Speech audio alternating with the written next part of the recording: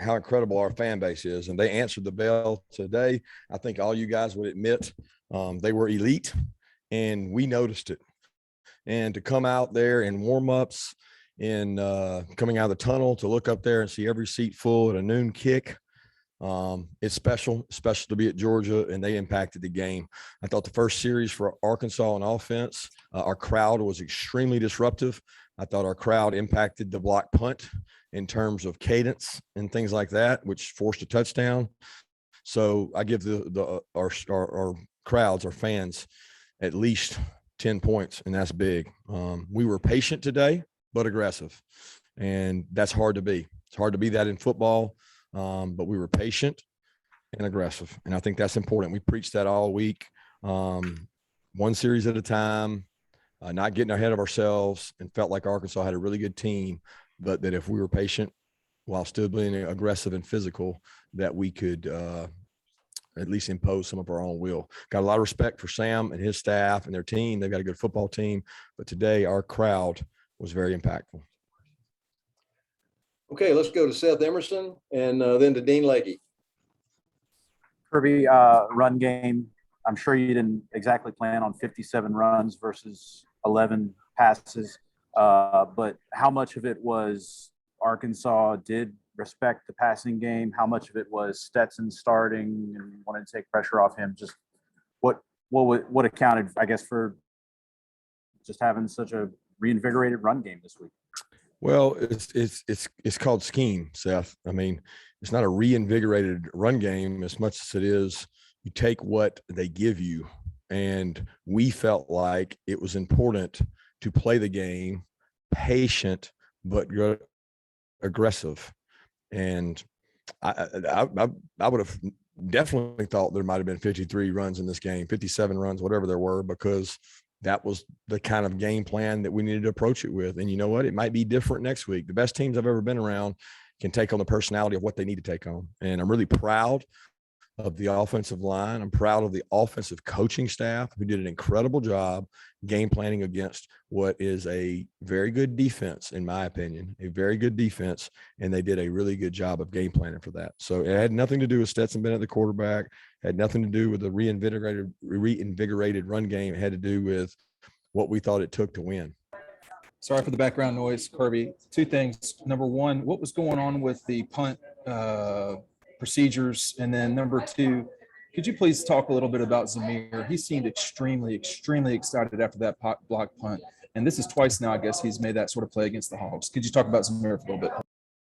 Zamir's just incredible. There's two kinds of players. There's the player that knows his role, and then there's a player that knows his role and is committed to his role.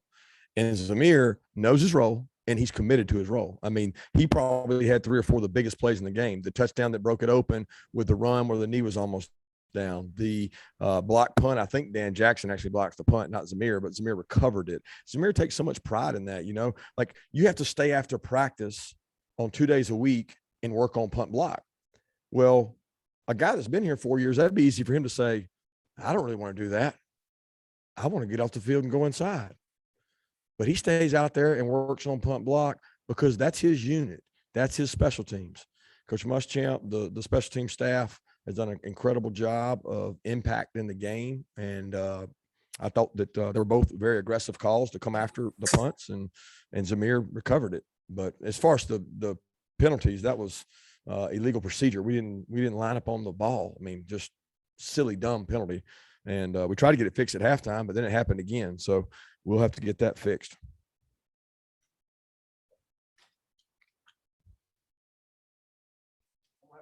Let's go to Anthony Dasher and Mark Weiser. Anthony Dasher, Mark Weiser. I'll take it, Coach. Appreciate that. I know we asked about Stetson a lot in these interviews, but just once again, just having him to step in when JT is not able, and just as far as JT goes, just kind of what exactly. I know it's a status with the lat right now moving forward. Yeah, it's week to week, guys. I mean, do your research on a lat injury. It's one of the largest muscles in the body. It can be strained, it can be stretched, it can be torn. Dak Prescott went through this injury, and Dak's, we think, was more extreme than I'm getting a little bit of an echo there, Claude. Dax was more extreme than we think JT's is, but JT's is a grade 1 lat sprain, and we think we're going to be able to get him back. But we don't know when. And I know this, the men in the locker room have confidence in whoever we put out there. And I know y'all don't believe what I say. I know you say, yeah, whatever, that's just coach speak. We have confidence in our quarterbacks. Like, I have a lot of confidence in Carson Beck. Brock Vandegrift goes in front of me every day. So I'm very pleased with the quarterbacks we have. It's unfortunate that JT can't go because it's not like we've done anything to make him worse. If anything, he's had a lot of time off. And we don't know if, the oblique compounded the lat, but they're 2 separate injuries. And it's been flaring up on him, and it's a painful injury that we're hopefully going to get him back from. But I can't explain it any more than that. But I'm not losing sleep over it, guys, because it's beyond our control. And Stetson Bennett is a really good quarterback. And I keep saying that, and, people don't believe us, but he's a good quarterback. Kirby, I think I heard you say this will be a 4-quarter game. Obviously, you guys have had some really fast starts the last couple of weeks, and your defense continues to kind of dominate. I mean, what about that formula to getting these big leads? Yeah, it's a hell of a formula. You think we can keep it up, Mark? I mean, I'd love the formula. I mean, I don't know that that's going to always happen, right? So you prepare for 4 quarters of battle, and you react to what you get. You respond to what you get. But I mean, yeah, if I could write a script of drive down, score, block a punt, score, I'd be all over that. Okay, let's go to Charles Odom and then Mike Griffith. I could ask one more about JT. You said on TV before the game that his availability would be based upon pregame. Was it close at all, or Stetson made it sound like he was the number 1 guy all the way? Why is this the conversation? I mean, was it close at all? He couldn't play. He couldn't go out and effectively lead the team and play. To do that, you don't need to have a strained lat. Now, could he have gone out there and handed off the ball? Possibly, but that's not, guys, you're missing the window. Like, y'all are making the story all about that. The story should be about these fans. The story should be about these players that go out there and lay it on the line and play their butt off. And I'm so proud of our offensive line, our tight ends, our receivers who didn't get a ton of catches and they blocked their butt off, and their defense and the special teams unit. Make it about that, guys. I mean, JT's going to be okay. Make it about what matters. Well, I only asked that follow-up because you did say that it would be based upon pregame, but that's right. It'll be based upon the pregame next week too. So we go ahead and write that down. It's going to be based upon the pregame next week to see if he's ready to go. Kirby, I'm thinking about a story where I want to make it about the coaching. You went for it on 4th and 1 on the second series of the game. That seemed like a pretty aggressive call at the time. Can you just talk about the confidence in your mindset? Well, I wanted to show confidence in our players and our offensive line and the demeanor we're trying to create. And to be honest, I got a lot of confidence in our defense, so if we don't get it, we got to be able to handle that. And we were not in field goal range, right? So it was not a real hard decision for me. It's either punt it and gain 20 to 30 yards or go for it and possibly get 7 points. So it didn't make it real hard. And if we hadn't gotten it, and I'd live with that too. You know what I mean? Like, that's part of it. That decision was made a long time ago in my mind. Let's go to Chip Towers and then to Chris Lowe. Yeah, Coach, hard to believe we've gotten this deep in the conversation, not talking about the defense in itself. Was that even beyond what your expectations would have been for what they could do against this offense today? Chip, for the first time in my career, I could not agree with you more with your comment. Thanks. That was a good one. Yeah, I was proud of the defense because they got a good offense. That quarterback is one of the toughest human beings I've ever seen. He doesn't blink. He doesn't flinch. He's tough, man. He sits in there. It's hard to tackle. Coach Browse does a good job with off-tempo stuff. And, hey, look, all we told our defense all week is you ain't played nobody. And they went out and played. I don't know what they were, 26th, 30th. I really don't know. I know they had beaten 2 good football teams, and And they went out and they shut those guys out. And you know what we're going to tell them next week? They ain't played nobody, you know. So we're going to keep preaching to get better and grow. We're not where we need to be, but as long as they're like buying in, because we got this really good vibe on our team of complementary football, special teams, offense, defense, and the defensive coaches do a great job of selling to the defense that, hey man, what you're doing is elite. You're special. Now we didn't force the turnovers. I don't guess we got any turnovers, and that would be the one drawback that we're really trying to get more of those. But we agree on that, Chip. Chris Lowe, do you have a question? Yeah, I do. Hey, Kirby, how are you? Good, Chris. Hey, speaking about your defense, the way you sort of put this defense together, and I think you touched on this a minute ago, how well are they sort of complementing each other? Guys at the back end and guys up front, and sort of what you guys are trying to do right now. Man, they play hard. It's just, I tell you, we've never met as a defensive unit this long. And I think what Dan does and Coach Adai, Coach Schumann and Coach Scott and Coach Muschamp and the GAs, they sell unity in there. They have fun. Like we have a 45-minute meeting on a Tuesday or Wednesday, and you would think everybody's like, oh, I got to go practice today. They hype it up. They play music. They show turnovers. They've really done this really good messaging where they're showing elite defenses, you know, the teams that were like super elite, the Ravens, the Bears, these really, and what's happened is everybody wants to be them. They want our defense to be those guys, emulate those guys. And it's made them not really go about, I'm playing the opponent.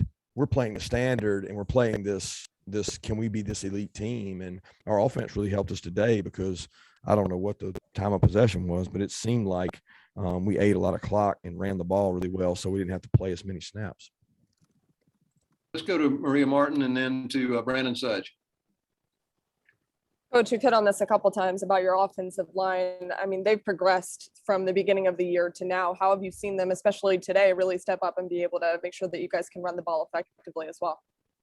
Well, from the get-go, from when we won that game last week, before I got on the bus in Vanderbilt, I was already had my mind set on what we were going to have to do to win this week. And it was issuing a challenge to a group of men who have a lot of pride: Justin Schaefer, Warren Erickson, Jamari Saylor, Broderick Jones, Cedric Van Pran, Warren McClendon, Marius Mims, Xavier Truss. Say all their names, because they bought in to what they had to do.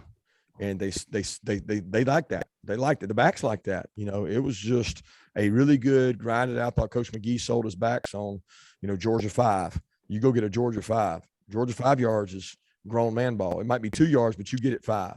And there was a lot of buy into that.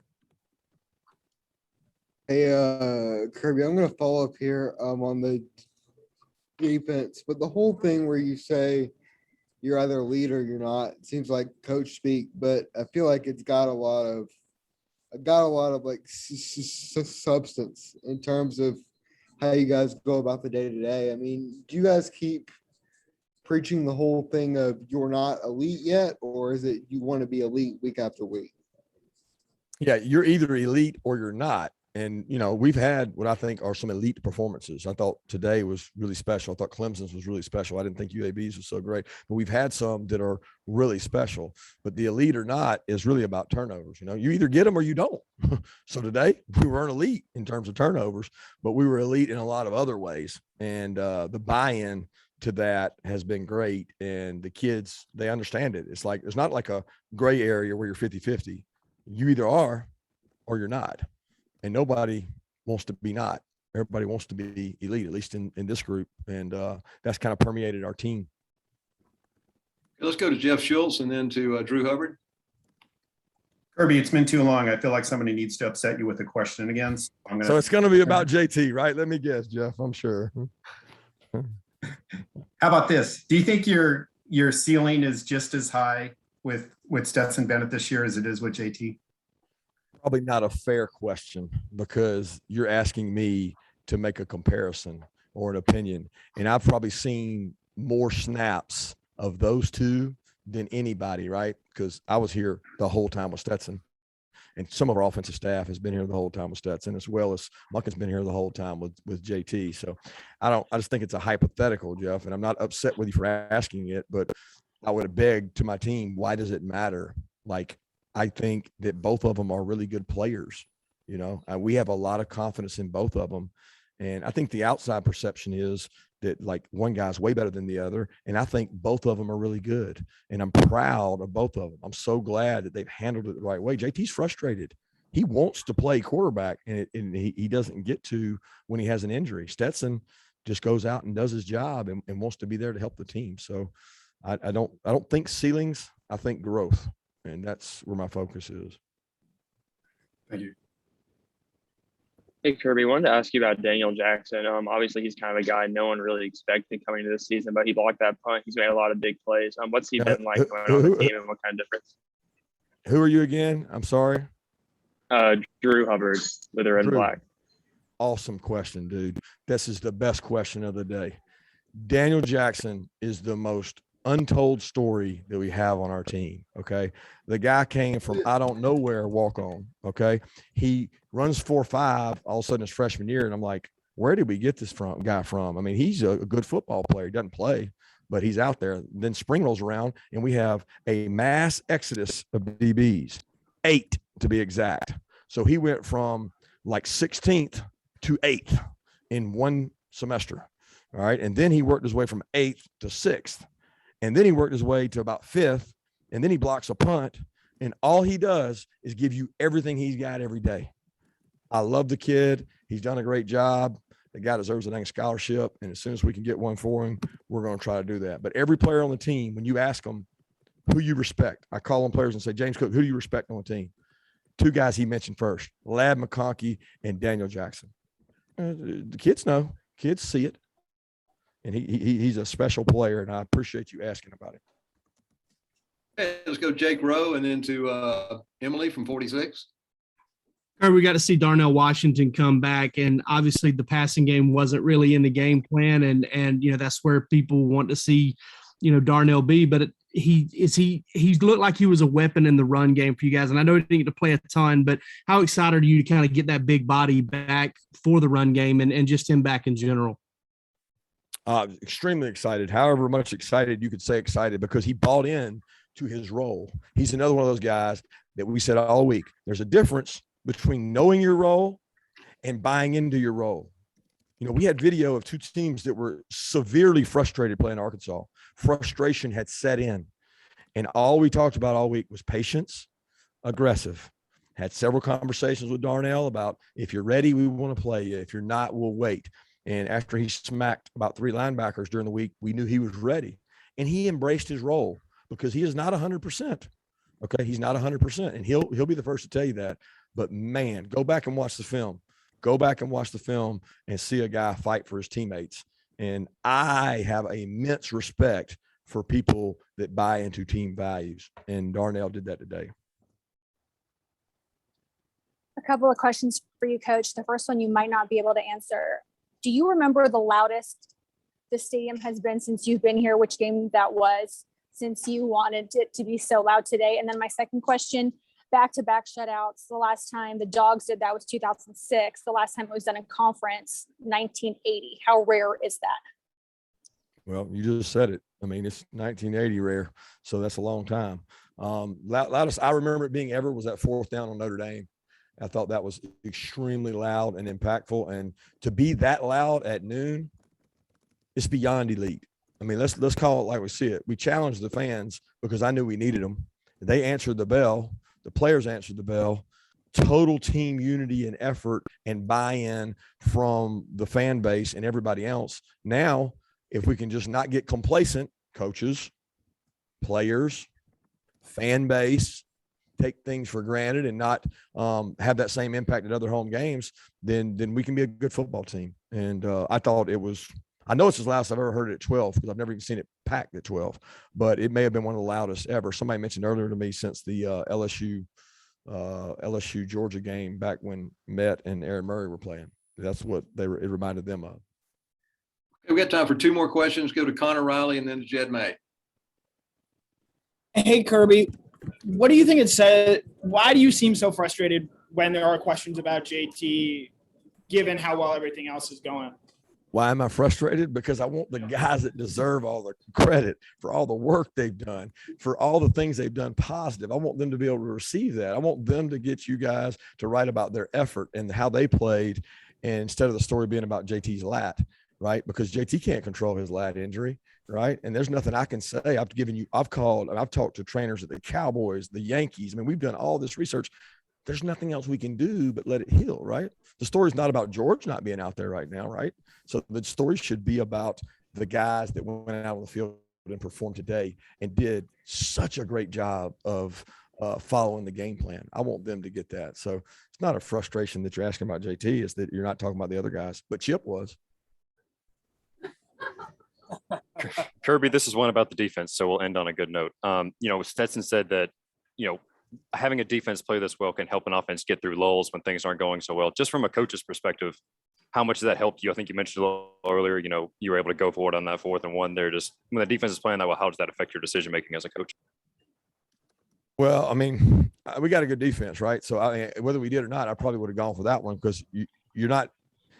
It's the best decision. I mean, you can't do much there but gain 20 or 30 yards. So it's the best decision. I have a lot of confidence in our offensive line, our offensive staff to get 1 yard. And that's the way you have to approach college football because you have to score points. But Stetson is right. They helped get us through lulls because we had a couple lulls in the game where we lost the field position battle. And, I got upset and frustrated, but Coach Monken reminded me we changed the field position because we moved the ball from coming out one time and flipped it. And that's how you play football. You play complementary football. And I thought we did a good job of doing that. Thank you, Coach Smart. Thank you, guys. Thanks, everybody.